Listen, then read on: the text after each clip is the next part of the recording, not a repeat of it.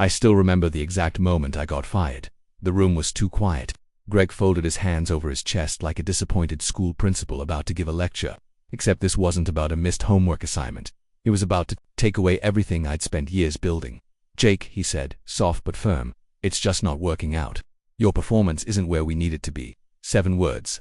That's all it took to tear down 5 years of my life. It was a folder on the table with my name printed on it. My coffee was still warm. There were donuts in the center of the conference table, like it was someone's birthday. I almost laughed at how surreal it felt. But I didn't laugh.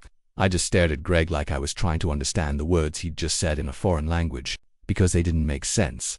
My performance, let me tell you something. I loved that job. I was the kind of guy who stayed late, who sent emails at midnight not to impress anyone, but because I actually cared. I skipped vacations. I once missed my own anniversary dinner, an expensive one. My girlfriend had spent weeks planning because Greg asked for one quick meeting that turned into a 3-hour strategy session, and now I wasn't performing. Let me rewind a bit. My name's Jake Morgan, 34 years old, born in Detroit, started as a software developer with a side obsession for product design.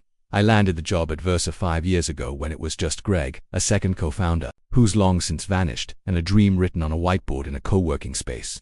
Back then, we were nothing, just another scrappy startup with too much ambition and not enough funding. But we believed in what we were building. A clean, smart, data-driven platform to help small businesses manage customer analytics without needing a whole IT department. I poured my soul into it. I was never just an employee. I was the guy who shaped the roadmap.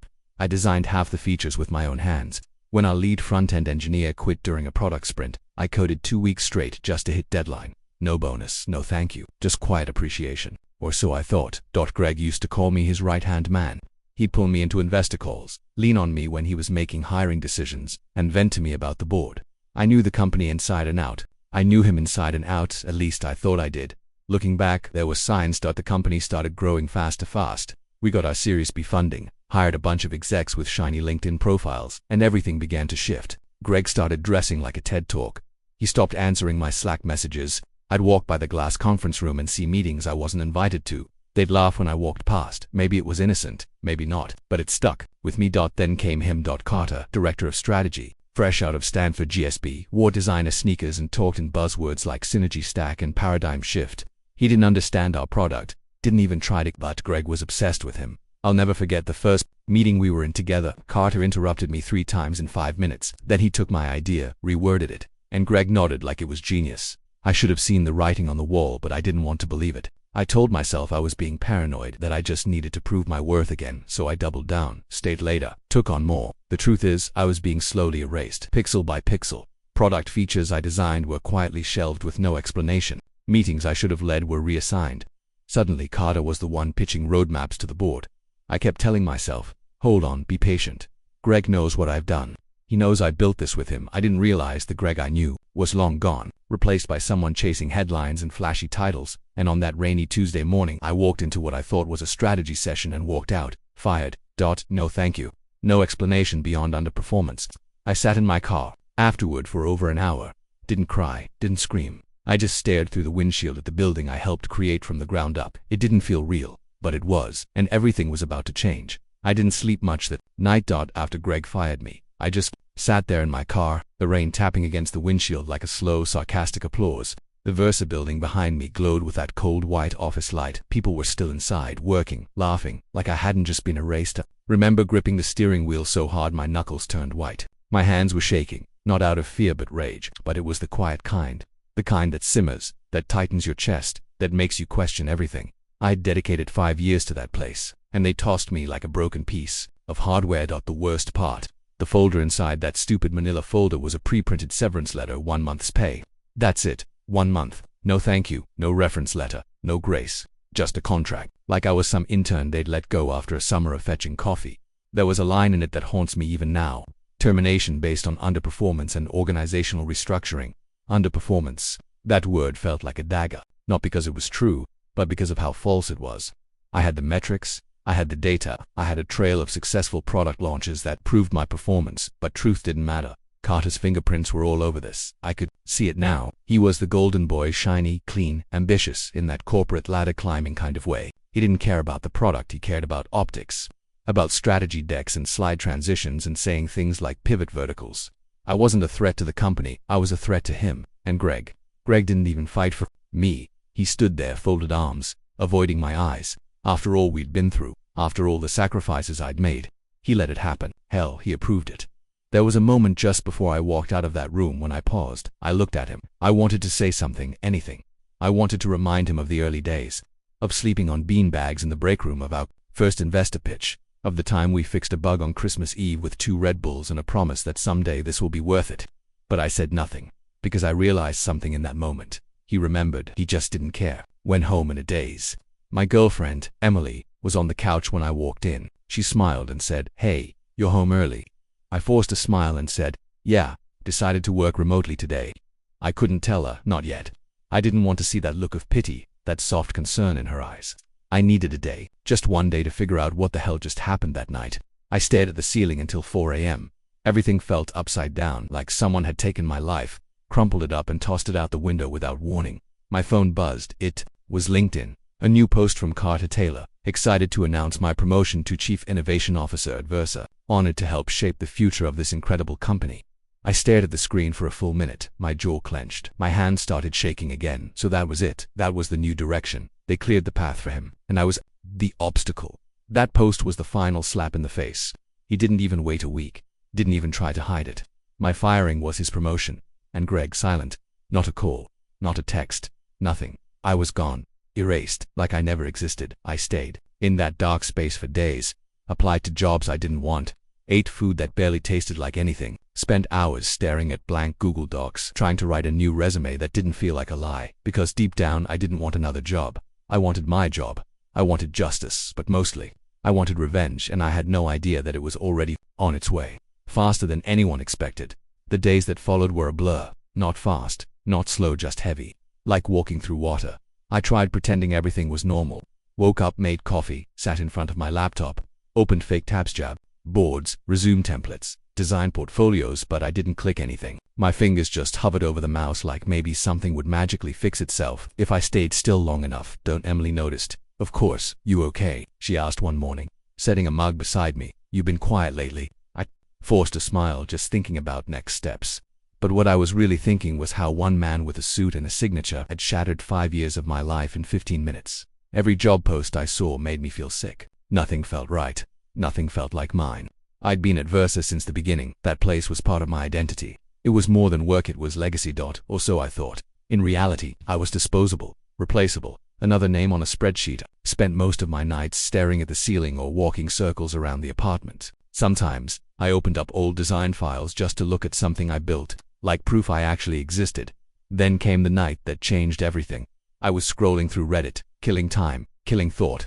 I landed on this post from a guy who had bought a struggling software company for next to nothing and turned it into a goldmine. He called it the art of quiet acquisition. Said sometimes the smartest move wasn't to build something new but to resurrect something forgotten. It clicked. There was a piece of Versa they had forgotten. A quiet one. One I remembered very well, Lucid Layer. It was this tiny third-party API we'd built half of Versa's features around. They handled data parsing, search indexing, analytics endpoints. Basically the guts of everything Carter probably didn't understand. We integrated with them heavily. I knew their system inside and out. I remembered the founder, Sarah Lowell. Smart, independent. I respected her. We worked closely back when Versa was still paying attention to technical partnerships, and I also remembered something else. Greg had been trying to force Lucid into an acquisition, pressuring them with missed payments, legal threats, the whole corporate power play. Sarah had refused, said she wasn't going to be bullied out of her own company. After that, we never heard from her again. The API still worked, so no one cared. But I cared now. I googled Lucid Layer. Their website was broken, 404s everywhere. Their contact form bounced. Their support email had expired. But I dug deeper, found Sarah's personal LinkedIn, and sent her a message. "Hey Sarah, not sure if you remember me. Jake Morgan used to work with you during the Versa integration. Would love to talk. Got an idea that might help us both." She replied that night. "Jake, of course I remember you. Honestly, I've been waiting for someone to reach out. Let's talk tomorrow." The next day, we met at this quiet little cafe downtown. She looked tired, like she'd aged 10 years in 2, but her eyes still sharp. I told her everything. The firing, the betrayal. Carter, Greg. She listened, nodded, and then said something I'll never forget. "Sounds like they did to you what they tried to do to me. Only difference is, you still have a chance to fight back." Then I told her my idea. What if I acquired it? Not to get it, to fix it, to bring Lucid with it. I know your system, I know your value, and more importantly, I I know exactly. Who still depends on you. She stared at me for a long second. Then she exhaled, almost like she'd been holding that breath for years. You get me out of this mess, and Lucid Layer is yours. And just like that, I had a mission. I sold my motorcycle, cashed out what little savings I had, begged a cousin for a short-term loan. I lived off instant ramen and 2 hours of sleep a night. I rebuilt Lucid Layer's backend from the ground up, security patches, UI fixes, code optimizations. I reached out to the small companies who still used our API. I told them we were alive, that we were rebuilding, that they mattered, and slowly it started working, but the real game hadn't started yet. Versa was still using our API. Only now, they didn't own it, I did, and they were about to find out what that meant. Rebuilding Lucid Layer was like pulling a dead car out of a ditch during a thunderstorm with your bare hands, but the moment it roared back to life, I felt something I hadn't felt in weeks. Control. I wasn't just fixing code, I was quietly building a weapon one Greg and Carter didn't even realize I had. Versa's entire platform still ran on Lucid Layer's backbone, their analytics, tracking dashboards, customer insights, all powered by our API. And when I say powered, I mean depended. Without our system, their platform would be a hollow shell, and guess what? Greg had never finalized the licensing agreement. He just kept pushing deadlines, ghosting invoices, assuming Lucid Layer would fold eventually. It was like building a skyscraper on land you didn't own. Stupid, arrogant. Now that land was mine. I spent the next week running a full audit. I tracked their usage logs. Oh, yeah, they were still pinging our servers every second, not just for live features, but for sales demos, investor decks, and client contracts. They needed us badly. So I sent a polite but surgical email. Subject: urgent, license violation, and immediate action required. Hi Greg, as the new owner of Lucid, I've reviewed all active integration points between our system and Versa. Your continued use of our technology without valid licensing constitutes a breach of our original agreement. Per our terms, access will be suspended in 72 hours if payment and renegotiation are not initiated. Let me know how you'd like to proceed. Best. Jake Morgan. I stared at that message for a solid minute before hitting send. Then I waited. I didn't have to wait long. 2 hours later, my phone rang. Greg. I let it go to voicemail a few minutes later. Carter texting, emailing, calling. I ignored him too. The next morning my inbox was full. Subject lines like "Let's chat, urgent, possible misunderstanding, please call me." Then finally Carter called again. I picked up. This time he sounded calm, rehearsed, like a man trying to sell confidence he didn't own. "Jake," he said, his voice syrupy, "glad you're back in touch. Look, we didn't know the acquisition had gone through. Obviously, we want to do the right thing here." I let the silence stretch. Then I said, "You want access, triple the original licensing fee, plus back pay for the last 6 months, or you go dark." He laughed. Not a real laugh, one of those nervous, stalling ones. "You're bluffing." "Am I?" I sent him a screenshot. API access countdown, 42 hours remaining. He went quiet. Then he said, "Jake, let's be reasonable. Versa has a lot of clients depending on us." "No, Carter, you were never reasonable. You replaced me, lied about me, took everything I built, and pretended it was yours." He said something else, I don't remember what. I hung up before he finished. Hours passed. Then the messages changed tone. Greg emailed me personally. Subject: "Let's resolve this for old time's sake." Nope, too late. The timer hit 0, and just like that, Versa went offline. Their dashboard stopped loading. Their clients couldn't access reports. Their internal analytics systems crashed. Their sales demos failed in real time. Panic. I saw it on Twitter. LinkedIn support tickets flooded in. Few startups tweeted at them directly, asking why their dashboards were blank. I didn't say a word, didn't tweet, didn't explain. I just watched. Like watching a glass tower slowly cracked from the inside, then collapsed. 3 days later, I got an email from Sarah. Subject: "Thought you'd enjoy this." Attached was a press release. Versa acquired an emergency buyout by Oakbridge Holdings. Oakbridge Holdings was me, a company name I created to keep things quiet. The best part: they came crawling. Greg sold for pennies on the dollar. His investors were furious. Their burn rate was unsustainable. Clients were pulling out, and no one wanted to touch a platform that couldn't stay online. He had no idea the buyer was me. Not yet, but he would. I walked back into the building I was fired from exactly 32 days earlier. Same glass doors, same carpet, same fake smile receptionist. Only this time she stood when I entered. "Mr. Morgan," she asked, "they're expecting you upstairs." Funny how a title changes things. The Versa office looked different, not physically The buzz was gone. The energy I helped build had drained out like someone pulled the plug. Employees walked by with darting eyes. Some looked confused. Others avoided me altogether. They knew something had changed. They just didn't know what. Not yet. Greg was waiting for me in the boardroom. Alone he stood when I entered, extended a hand. I didn't take it. His smile was thin, tired, desperate. "Jake," he said, like we were old friends catching up, "this transition's a little sudden." I'm hoping we can work together. Maybe find a role that suits your background. My background, you mean the one you buried? I didn't respond right away. He just walked to the head of the table, the one he used to sit at, and placed my laptop down, opened it, logged in on the screen. Lucid Layer, admin dashboard, API status, active, ownership, Jake Morgan. Greg glanced at it. His smile wavered. You did this, he said, voice soft. No, I said. You did this. I just took back what you threw away.